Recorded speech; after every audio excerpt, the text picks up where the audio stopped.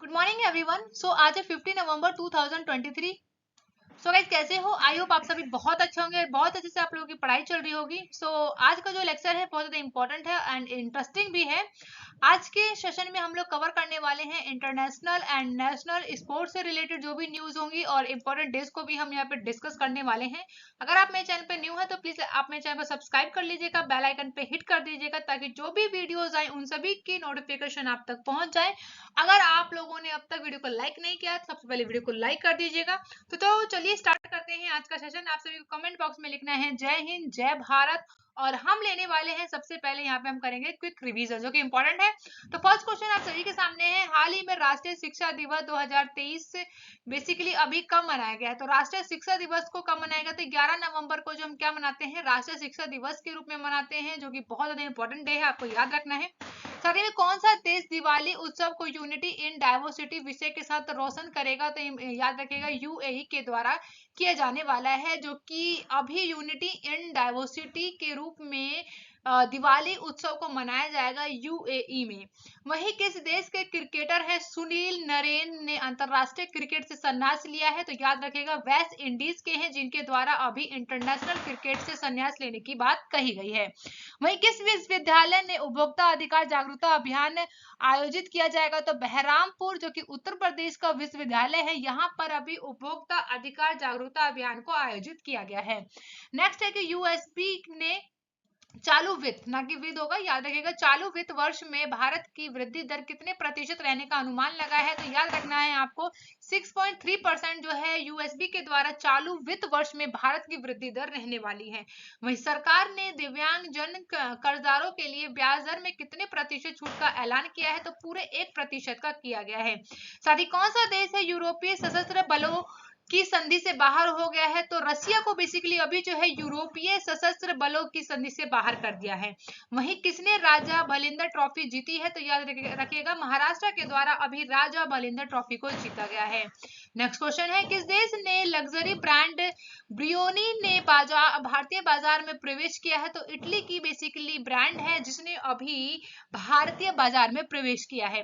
वहीं किस देश को समुद्र के अंदर ज्वालामुखी फटने के बाद एक नया द्वीप मिला है? तो याद देखिएगा एक नया द्वीप मिला है, कहां पर? जापान में, जबकि वहां के समुद्र के अंदर 200 किलोमीटर नीचे तक की बात करें वहां पर ज्वालामुखी में विस्फोट हुआ है और वहां पे इतना बोल सकते हैं कि बड़ा धमाका हुआ जिसके कारण वहां पे एक नया द्वीप बोल सकते हैं बन गया। तो याद रखना है, ये हमने क्या है क्विक रिवीजन बढ़ते हैं आज के सेशन की ओर। तो फर्स्ट क्वेश्चन आप सभी के सामने है, हाल ही में बाल दिवस कब मनाया गया है? तो अभी जो है चिल्ड्रन डे कब मनाया गया है? तो याद रखना आपको 14 नवंबर का जो दिन होता है बेसिकली उस दिन पंडित जवाहरलाल नेहरू की बात करें तो इनका जन्मदिन होता है। इसी जन्मदिन के अवसर पर हम लोग क्या मनाते हैं, चिल्ड्रन डे के रूप में मनाते हैं। तो ऑप्शन ए क्या होगा यहाँ पे बिल्कुल करेक्ट होगा। तो बात करते हैं यहाँ पे बैकग्राउंड इन्फॉर्मेशन की। तो 14 नवंबर का दिन जो है बाल दिवस के रूप में मनाया जाता है। क्यों? तो भारत के प्रथम प्रधानमंत्री हैं जिनका नाम है जवाहरलाल नेहरू जी, इनका जन्मदिन पड़ता है इस दिन, तो इसीलिए जो है जन्मदिन को इनके 14 नवंबर को चिल्ड्रन डे के रूप में मनाया जाता है। कहा जाता है कि चिल्ड्रन डे इसलिए मनाया जाता है इनके जन्मदिन के अवसर पर क्योंकि इन्हें जो है बच्चे जो है बहुत ज्यादा अधिक प्रिय थे, इसीलिए जो है 14 नवंबर को ही मनाया जाता है चिल्ड्रन डे। इससे पहले 1964 के बाद करें तब से मनाया जाने लगा 14 नवंबर को। अदरवाइज जो है हम लोग कब मनाते थे? तो 20 नवंबर को ही है जो संयुक्त राष्ट्र महासभा की ओर से दुनिया भर में बाल दिवस जो है 20 नवंबर को ही मनाया जाता है। लेकिन 1964 से ही हम लोग 14 नवंबर को मनाने लगे हैं। क्यों? क्योंकि जवाहरलाल नेहरू जी का उस दिन बर्थडे पड़ता है इसलिए। बात करते हैं नेक्स्ट क्वेश्चन की, हाल ही में टोरेंटो गैस लिमिटेड के बोर्ड ने किस कंपनी का अभी प्रबंध निदेशक नियुक्त किया है? तो याद रखिएगा इनका नाम मनोज जैन को। तो ऑप्शन सी क्या होगा यहाँ पे करेक्ट होगा। इनकी इमेज आप लोग देख रहे हैं, इनका नाम है मनोज जैन। तो इन्हीं को ही अभी टोरेंट गैस लिमिटेड बोर्ड के नए कंपनी के द्वारा अभी कंपनी के नए प्रबंध के रूप में प्रबंध निदेशक के रूप में चुना गया है। वहीं देश भर में 34 जेलों में गैस वितरित करने के अधिकार के साथ देश के अग्रणी, यहाँ पर हम अगर बोले CGD company Torrent gas limited के बोर्ड 1 जनवरी 2024 से अपने प्रबंध निदेशक के रूप में मनोज जैन की नियुक्ति को मंजूरी दे दी गई है। तो इंपॉर्टेंट है बात करते हैं नेक्स्ट क्वेश्चन की। हाल ही में राष्ट्रीय सांख्यिकी कार्यालय एनएसओ उपभोक्ता मूल्य सूचकांक अक्टूबर माह में मुद्रास्फीति कितने प्रतिशत रही है? तो याद रखिएगा 4.8% जो है अक्टूबर माह की हमारी बोल सकते हैं कि अभी मुद्रास्फीति रही है, जबकि उपभोक्ता मूल्य सूचकांक अभी बताया गया है किसके द्वारा? एनएसओ के द्वारा। भारत की खुदरा मुद्रास्फीति दर जो है अक्टूबर में घटकर बोले तो 5 महीने में कितनी हो गई है? निचले स्तर पर, यानी कि 4.8% आ गई है। लेकिन महीने के हिसाब से देखें तो मुद्रास्फीति दर सितंबर की बात करें तो कितना था? तो 5.02% का था।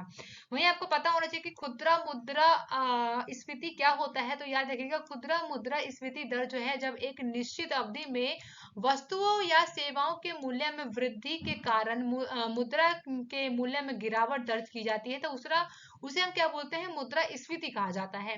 साथ ही मुद्रा स्फीति को जब प्रतिशत में व्यक्त करते हैं तो यह महंगाई दर या खुदरा स्फीति दर कहलाती है। तो आपको इसके बारे में याद रखना है। और अभी जो है अक्टूबर माह में कितने प्रतिशत है? तो 4.87 है। सितंबर माह की बात करें तो कितना है? 5.0% 2 था। वही बात करते हैं नेक्स्ट क्वेश्चन की। हाल ही में किसे सत्यजीत रे लाइफ टाइम फिल्म पुरस्कार से सम्मानित किया जाएगा? तो याद रखिएगा किन को? तो इनका नाम है माइकल डगलस। ऑप्शन बी क्या होगा यहाँ पे? करेक्ट होगा।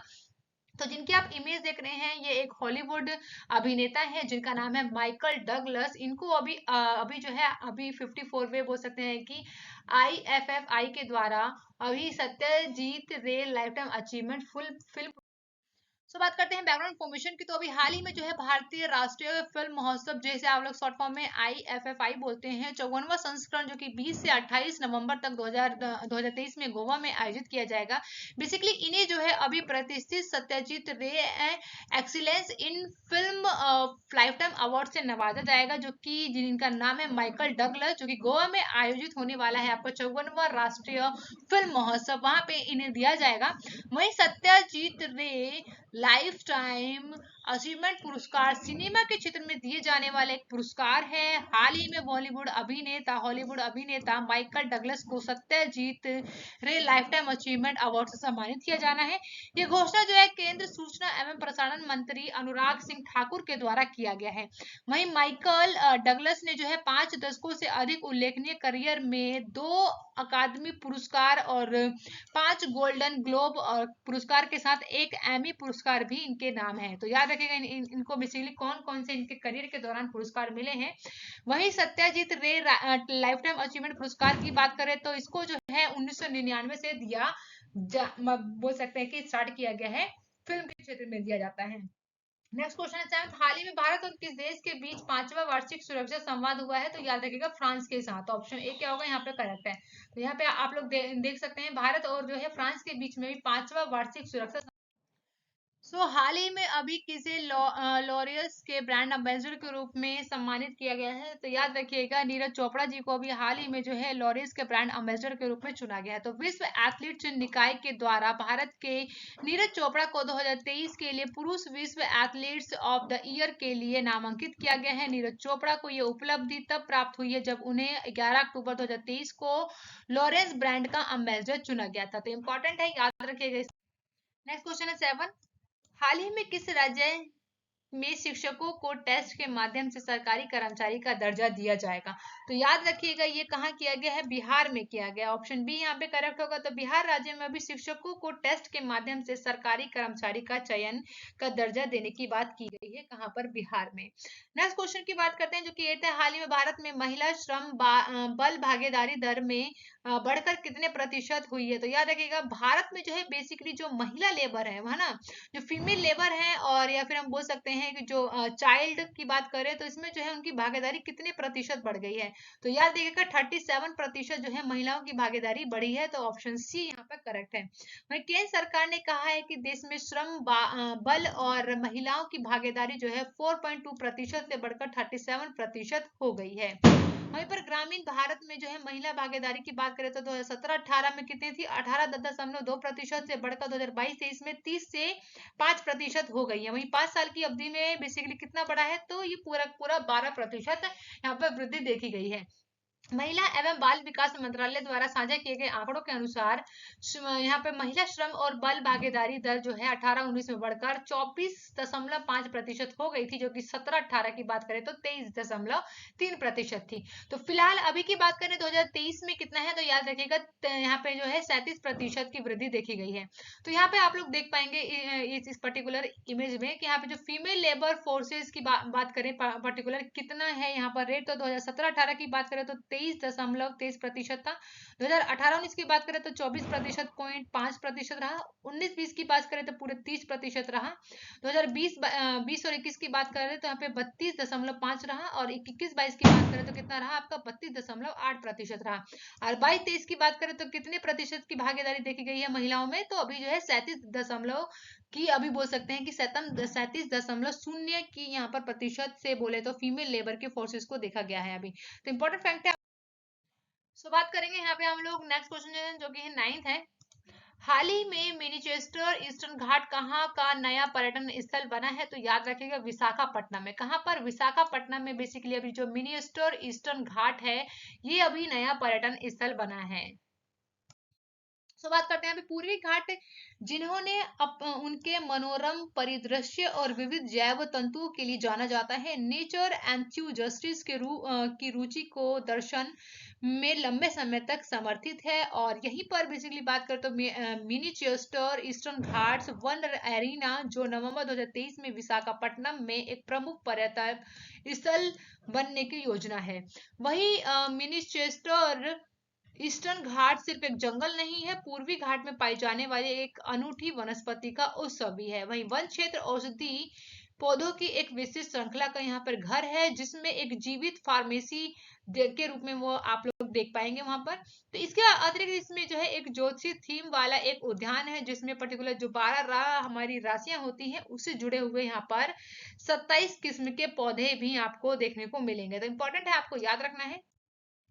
नेक्स्ट क्वेश्चन है 10th। हाल ही में साउथ इंडियन बैंक ने किसे अपना नया अध्यक्ष के रूप में चुना है, तो इनका नाम है वीजे कुरियन। तो वीजे कुरियन को याद रखना है आपको, जो पर्टिकुलर इमेज में आप देख रहे हैं, तो इन्हीं को अभी साउथ इंडिया बैंक के नए अध्यक्ष के रूप में चुन लिया गया है। तो बात करते हैं इसकी बैकग्राउंड इन्फॉर्मेशन को, तो अक्टूबर 2023 में वीजे कुरियन को साउथ इंडिया बैंक का एक नया अध्यक्ष के रूप में चुन लिया गया है।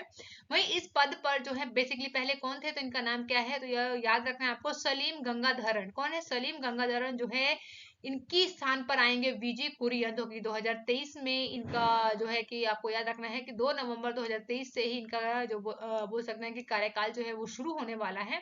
इनका कार्यकाल कब तक रहेगा, तो 2026 तक रहने वाला है। और साउथ इंडियन बैंक क्या है, एक निजी क्षेत्र का बैंक है। इसकी स्थापना की बात करें तो 1929 में इसको स्थापित किया गया था, और मुख्यालय कहाँ है, तो केरल के त्रिशूर में स्थित है इसका मुख्यालय। तो इतना आपको याद रखना है साउथ इंडिया बैंक। तो बात कर लेते हैं यहाँ पे एक बार क्वेश्चन ऑफ द डे का, जो कि बहुत ज्यादा इंपॉर्टेंट है आज के लिए। तो हाल ही में किस देश के क्रिकेटर सुनील नरेन ने अंतरराष्ट्रीय क्रिकेट से संन्यास लिया है, तो ऑप्शन आप सभी के सामने, कमेंट बॉक्स में आपको आंसर करना है अभी।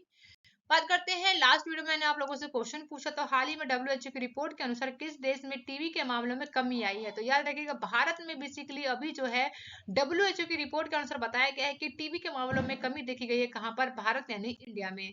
Thank you for watching guys, मिलते हैं नेक्स्ट वीडियो में। आप अपना बहुत ज्यादा ध्यान रखिएगा, खुश रहिए, सुरक्षित रहिए और फेस्टिवल को एंजॉय कीजिए। Bye bye guys and take care.